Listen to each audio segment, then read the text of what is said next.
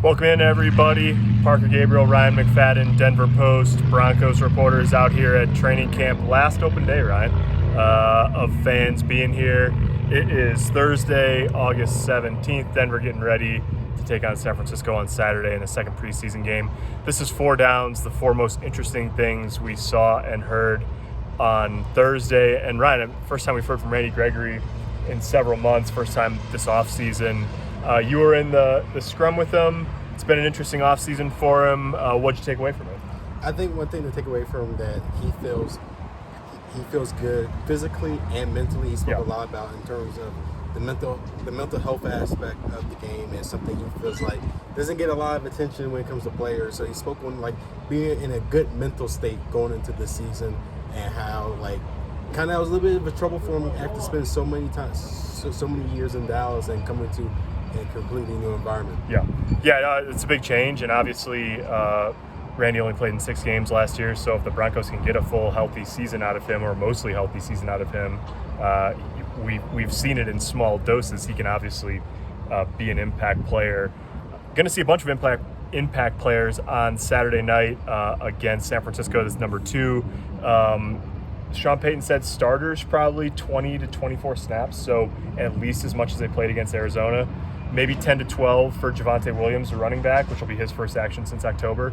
And we should see Marvin Mims, a rookie wide receiver, for the first time as well. Yeah, I'm definitely looking forward to this game, especially with Javonte Williams.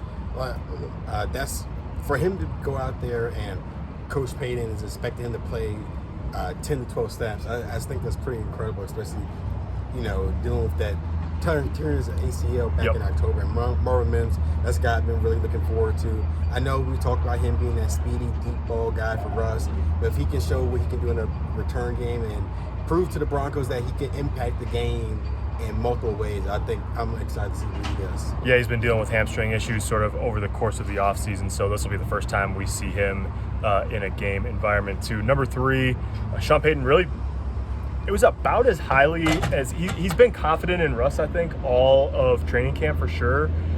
Maybe as highly as he's spoken of his quarterback today.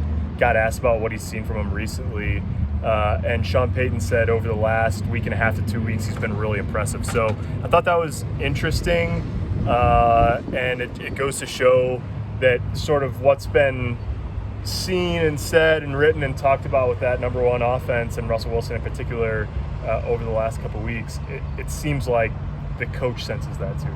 Oh yeah, most definitely.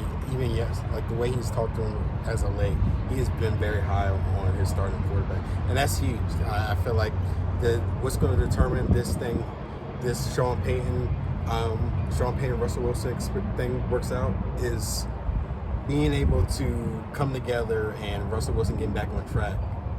And getting back to, I'll say a little bit to his Seahawk days. Now, we're not expecting the guy, I don't know how many are expecting him to be that 40 touchdown guy, but to go back to being a very efficient thrower and getting 20 plus touchdowns, I think that'd be huge for this team.